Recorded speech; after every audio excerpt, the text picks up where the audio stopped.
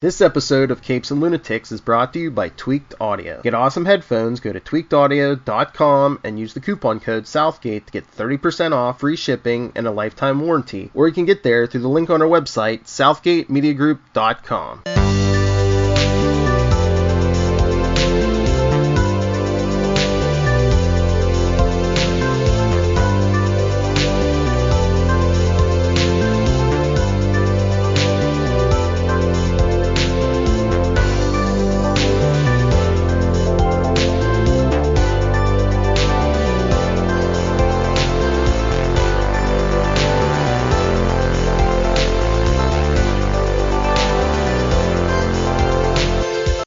Avast me hearties, and welcome once again to Full Stream Ahead.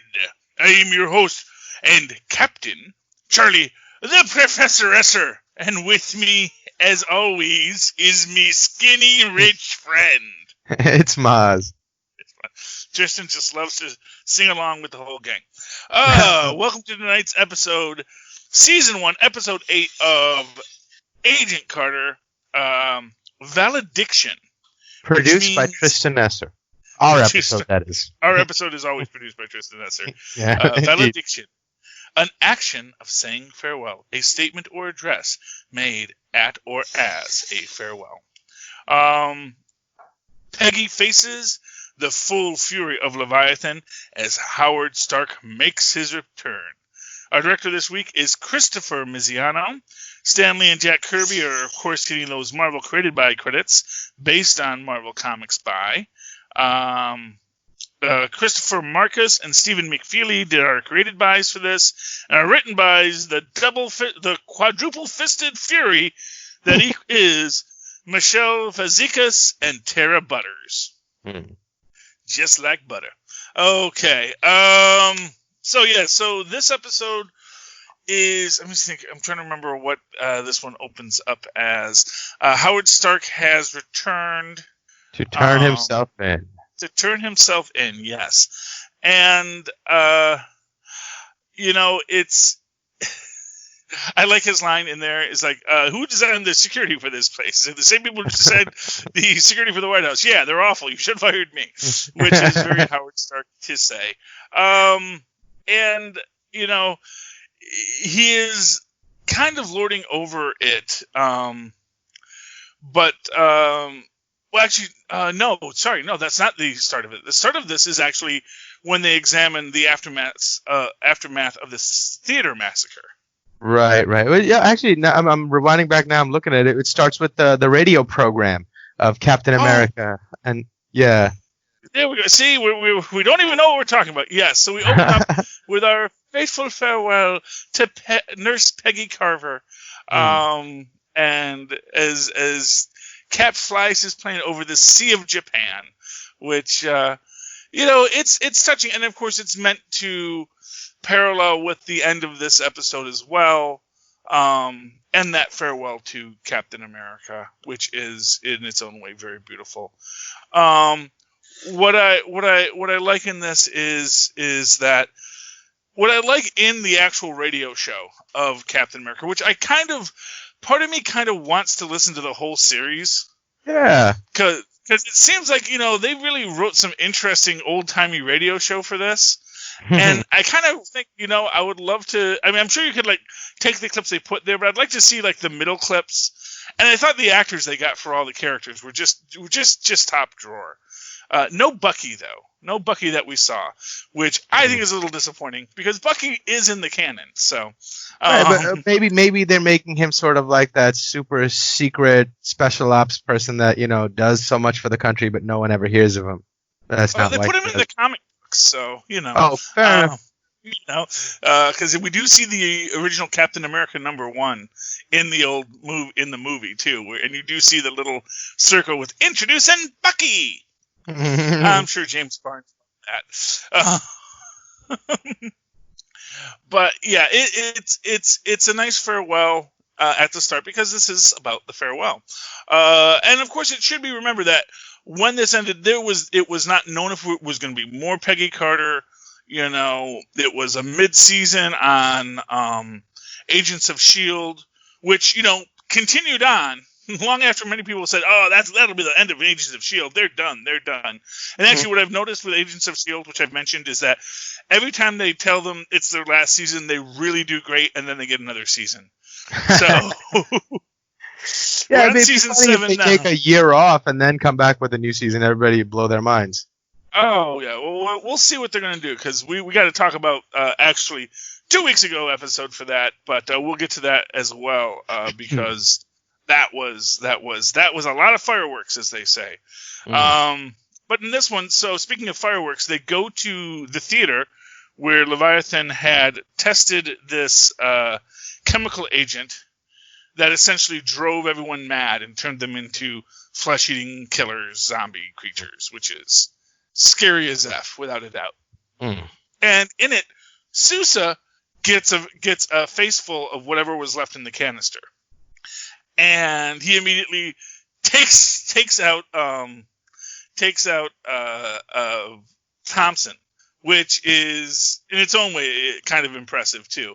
They kind of show, and I think we see this when we'll get to Agents of S.H.I.E.L.D. as well, that for a one-legged man, Sousa is really capable. Yeah, and I think secretly everybody knows it too, and I admired Thompson's restraint in recognizing, hey, something's happening here. Let me just protect myself and not really fight back or anything. Yeah. And but I did, and of course they take him out with a billy club, as you do. But yeah, all in all, it's a really powerful opening. When we're trying to analyze what's going on, that's when Howard comes in and he gives them the backstory on what actually happened at the Battle of Finale, which is that it was essentially something that Howard had created.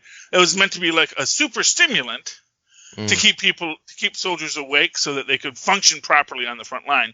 But it actually had the exact opposite effect, which is it just gave you all of the problems of sleep deprivation, hallucinations and insanity, but also jammed you up so you didn't fall asleep. So right. No, so I wonder if it was working in the reverse sort of mechanisms by saying that the chemical worked. Oh, no, I guess because it has an immediate effect, so I guess it doesn't. But I was thinking maybe they just stayed awake so long that they started having hallucinations and whatnot. But clearly in the theater, it acts on them immediately. So that's really interesting. On them immediately.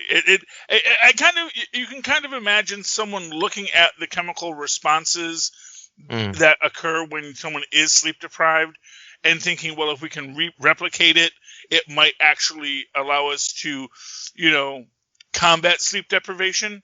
Okay, so that's assume that where the body's trying to heal itself, but that actually that's interesting. It's just, when I'm trying to do if I'm reverse engineering the reverse engineering, that's sort of what I'm thinking. And that makes sense. Of course, essentially, it was not something that was ever meant to be used, and definitely not meant to be used as a weapon. But of course, this General McAllister or whomever it was steals Stark's stuff. Which again is why he has such a hard time working with the government. Right? Because they will just up and take your stuff, and irresponsibly. Yes, and use it irresponsibly too, because they said, well, hey, wouldn't that be useful as a weapon? And again, a gas weapon. This is violating so many Geneva Conventions. And that's the thing. It's like anytime you want someone to violate a Geneva Convention, it always ends poorly. It's never a good idea. And so, because gas weapons were outlawed by World War II, the U.S. was not supposed to be using them. I don't even think the Nazis used gas weapons on soldiers. They used gas for other things. They found a use, but not in the battlefield. I think World War I is where it was first used, right? Yeah, World War I, and it was, and it was this kind of, in sort of that peace through superior firepower kind of idea. It was thought to be like a real, that this will actually save more lives because it'll be too horrific to use, and less so. But but the gas attacks of World War I, created by a German agricultural chemist, as I recall, who was a very, very flamboyant, and from what I understand, not necessarily a horrible person, sort of like the guys who built the atomic bomb, not a horrible person, but just very much committed to the idea of, well, what else could we use this ability to, create chlorine gas for? It's like, well, so anyway, that's that. They realize that they need to figure out what Dottie and we actually hear his name again, and it's Fenoff, I believe it is his real. It's not Dr. Evan Chicko, it's Dr. Fenoff. Although they are still keeping him Russian. Although when you see that dossier, it kind of looks like a Nazi dossier, so I'm not quite sure where we're supposed to go with all that. But then again, I can't tell a Nazi uniform from a Soviet uniform. So. Yeah, but isn't Sola Hydra? Or I mean, yeah, Sola is Hydra. By proxy, Nazi, so he's supposed to be our Nazi, or the Nazis do exist and Hydra. Yeah, the Nazis do exist. Hydra is, and there is also this other aspect where Hydra actually predates the Nazis. Hydra is a secret organization, and this is something they get into in S.H.I.E.L.D., and they reference it when we talk about S.H.I.E.L.D. as well. That Hydra has existed for centuries before the Nazis. And this was actually because at the time in the comic books there was this big reveal of the Brotherhood of the Shield.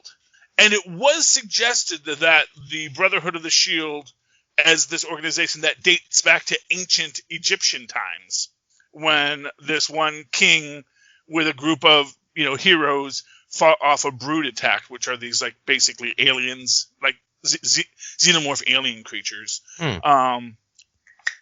was able to defeat them, and that formed the Brotherhood of the Shield, and then it sort of expands across the West and the East throughout all of the civilized world, as it were. All of the places of learning and culture and science. So a lot in the Middle East, and then eventually working its way through Europe, all the way over to China, and they sort of dominated that hemisphere as the Brotherhood of the Shield, and that actually gets referenced in the very first episode of S.H.I.E.L.D., where when they first talk about S.H.I.E.L.D., and they say, there's a strategic homeland intervention, espionage, law enforcement division, and he says, what does that tell you? What does that mean to you? He says, it means someone really wanted our initials to spell S.H.I.E.L.D. So, yeah, so the idea that Hydra is a more ancient organization than just the Nazis is something that is written into the modern Marvel mythos. And, well, it's not actually in the modern Marvel, it's in the MCU mythos, ironically. It has not been made official in the Marvel mythos yet. Oh, interesting. So, in the Marvel mythos, it could still be that they represent their version of the Nazis. Yes, so it's a very interesting. They sort of set it up in this idea because they show that there is this big schism within S.H.I.E.L.D. between interestingly enough, Sir Isaac Newton and Leonardo da Vinci, because they're both immortals in this universe, of course. Oh, that's cool. That's Sir Isaac Newton is the guy that seems to be forming Hydra. And well, the idea is, and as it goes, they both want to protect humanity and protect the Earth, and the argument is that Hydra wants to protect the Earth simply by controlling the Earth. That you can't protect it if you can't control it.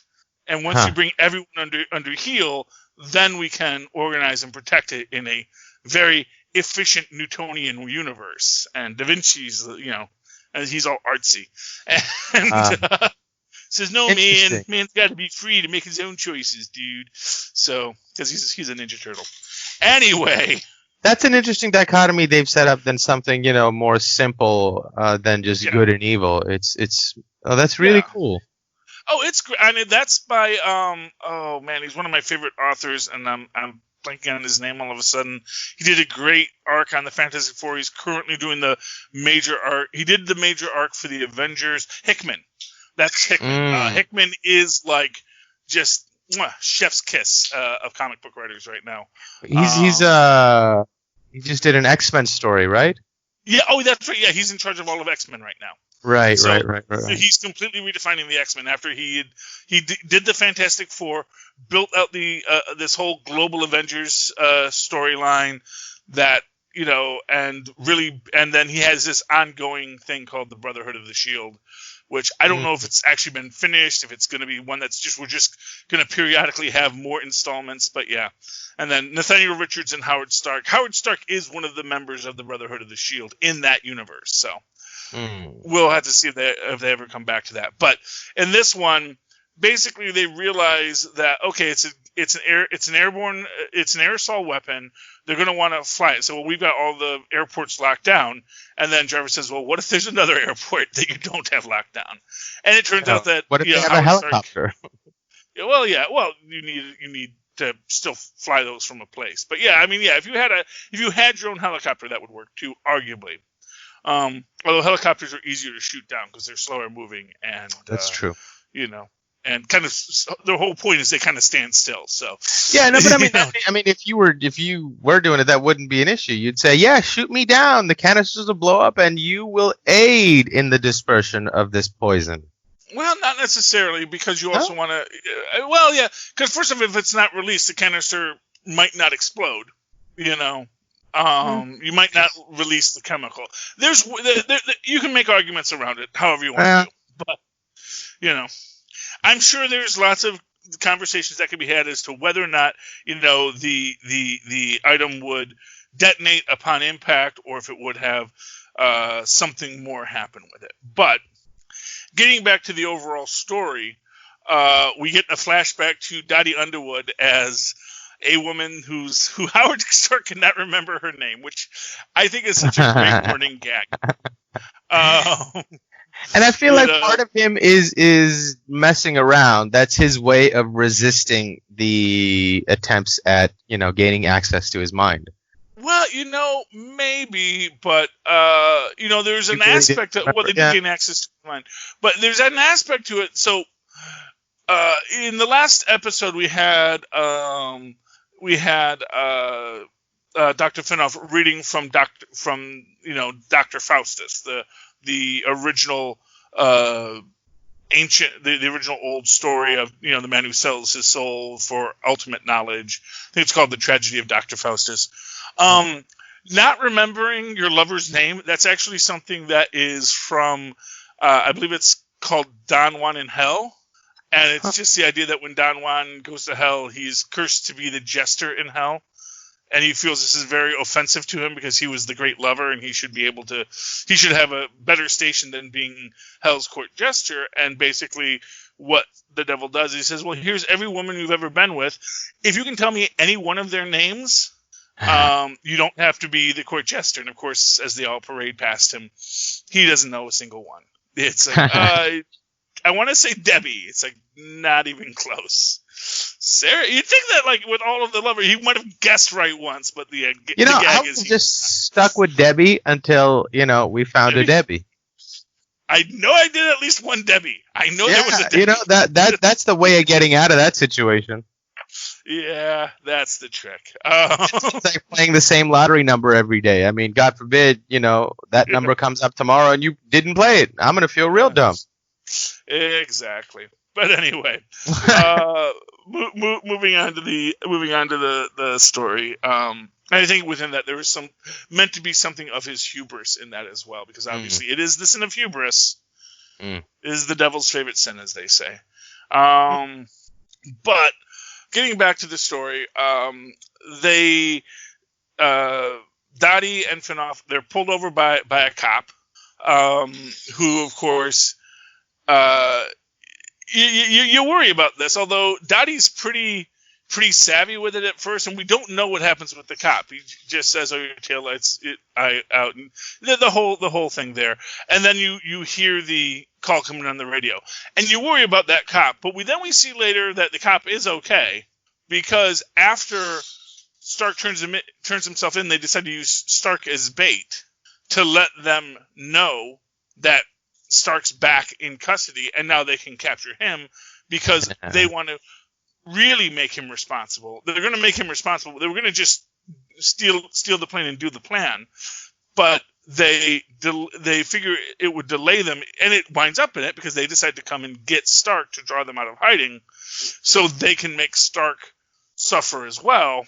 Yeah. And in that, they realize that what they're going to do is, they don't realize it yet, because they realize it after someone shoots Stark, or shoots at Stark. And they run up to the office building across from S.H.I.E.L.D. headquarters, which, again, raises that question. Why are you, if S.H.I.E.L.D.'s a top secret organization, why are you holding it in front of the telephone company that is your secret S.H.I.E.L.D. base? But S.H.I.E.L.D. is not good on secrets. That's the thing. S.H.I.E.L.D. is not really, they're not good at the whole, shh, it's a secret kind of thing. So they're just relying on the community to be on board and be like, no, we didn't see nothing. Yeah. So anyway, what's interesting here is the idea that they try to get Howard to safety. They hand him off to a cop. That cop is the cop that Finoff hypnotized in the previous scene. And this is what I gotta say. You gotta love Finoff in the idea that he understands strategy. So thought he could kill him. He could make this guy kill himself. Probably not the best move right now to have this black cop, kill himself, because he might prove useful. So they keep him on retainer essentially, and it pays off because he brings Stark to them, and now they're in a race to catch up with Stark. Finoff manages to hypnotize Tony, Howard, and makes him believe he has found Captain America and he can fly this plane to save Captain America. This is as the S.H.I.E.L.D. our SSR team shows up, and they get into an amazing first off, the Peggy Dottie rematch is just it's just fantastic. Yeah, it is some of the best fighting you're going to see on TV.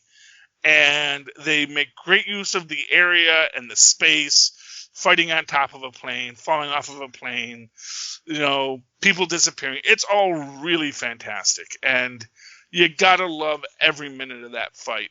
But what I really love in this, the thing that really makes this scene work, is after Thompson is captured, Sousa comes in, and Finoff starts talking to him, and Thompson's like, don't listen to him. His voice is, dangerous. Da da da da.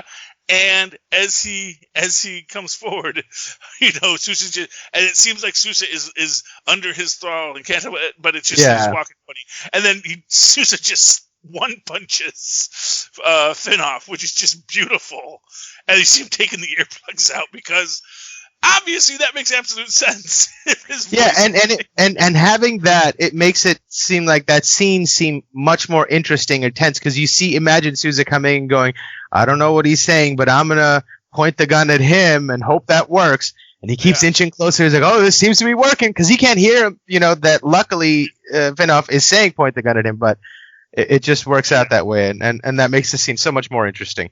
Yes, and that is what is great on it. It is just, and again, what's smart about that is Sousa had the sense to shove wax in his ears, because he looked at it, he said, okay, what's the danger? He looked at the situation. This is why Sousa, we see more of him next season, but this idea that he actually is a really great spy. Well, although it's Thompson says it to him earlier too. He goes, hey, listen, don't let him talk. If he talks, you're dead. So, in Thompson's mind, that means you shoot him on sight. Now, here's how clever Sousa is. Sousa says, we don't have to shoot him. There's another way around this where we can still capture him. And there's wax in my ear. So I was like, that's really does prove why Sousa is such a great agent. Yeah, well, and that's the thing. And because for what it's worth, Thompson is, as we've seen, kind of in the position, not for what he's done, but what people think he's done. And I think that is telling of the whole story. After Sousa has been knocked out, we have Peggy Carter getting on the line to try and reach out to Howard to basically tell him, to try and talk him down. Jarvis gets into another fully armed plane, by the way, which is its own. That, oh yeah, Howard, he just keeps fully armed, attack fighters in his private airfield too. Second Amendment. In the secret one that the government didn't know about. Yeah, well, hey, Second Amendment, man, you gotta. And to be fair, Howard's not that wrong. Applies to your planes with bombs on it. Yes. Yeah. Well, hey, I like it. He's just a collector. That's Right on. Yeah. Right. So, but yeah.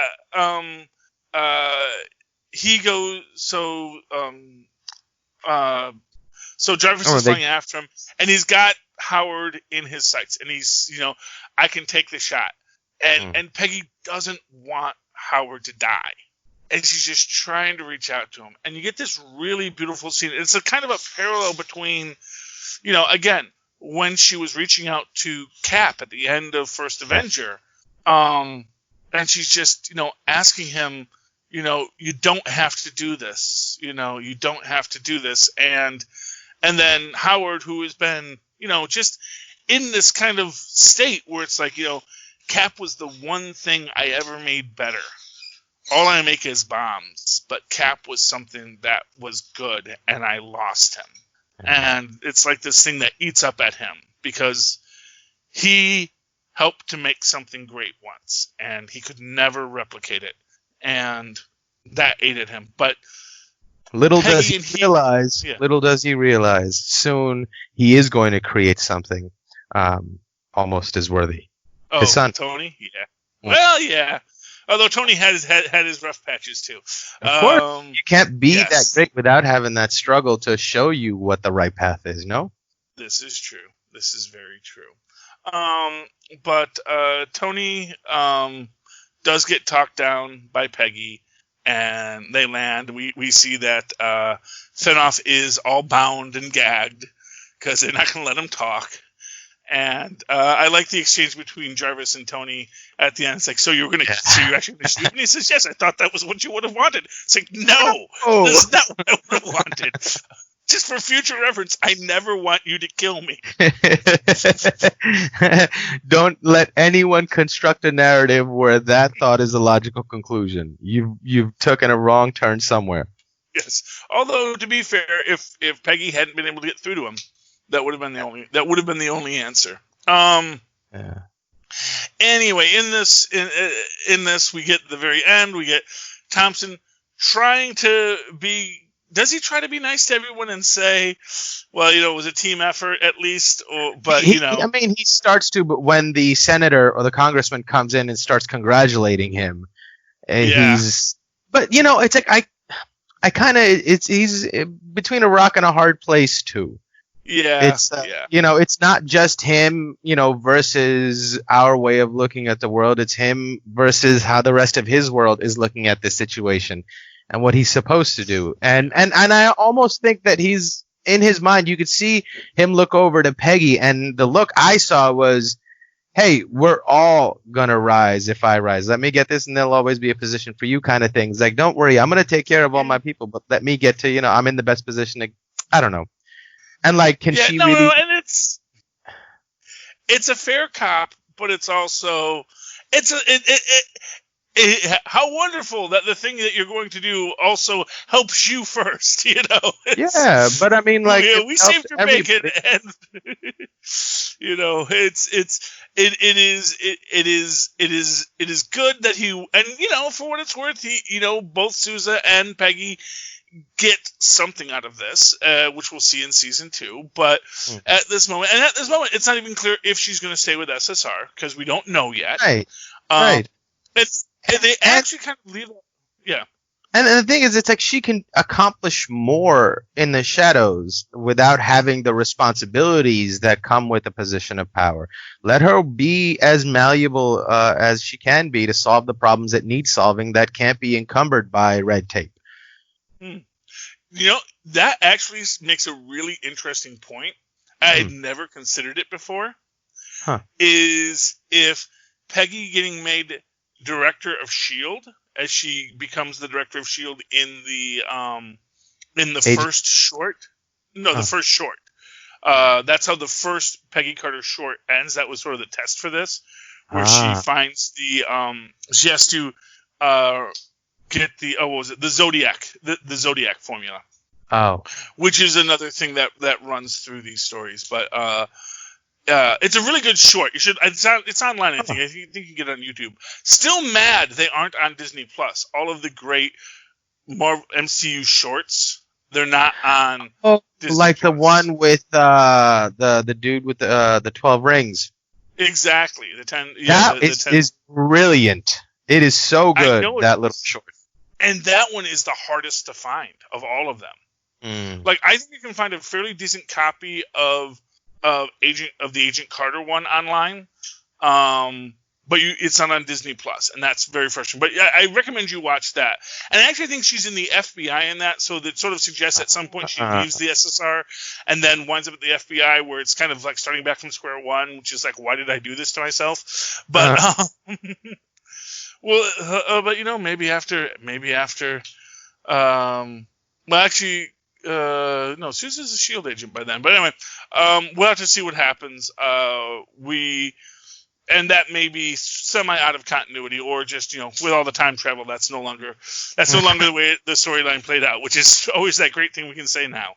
Any time travel that happened after, everything now has changed. But yeah, going back to the idea that maybe Hydra got Peggy put in charge of S.H.I.E.L.D.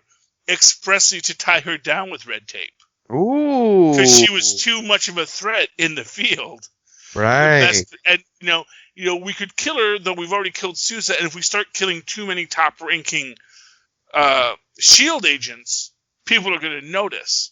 So what's the best way to make a great soldier ineffective? Promote him.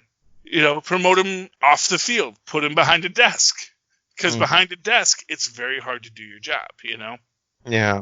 And that was always the problem with Fury. Never liked being behind the desk.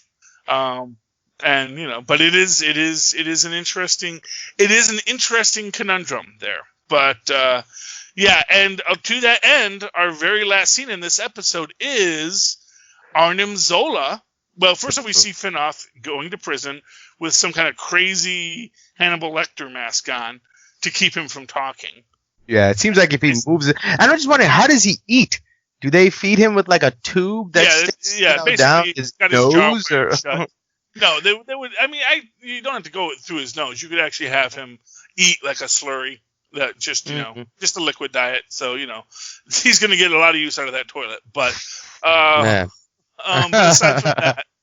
aside from that, yeah. I mean, it is arguably cruel and unusual, but until someone else figures out, why don't we just have everyone wear earplugs when they deal with him?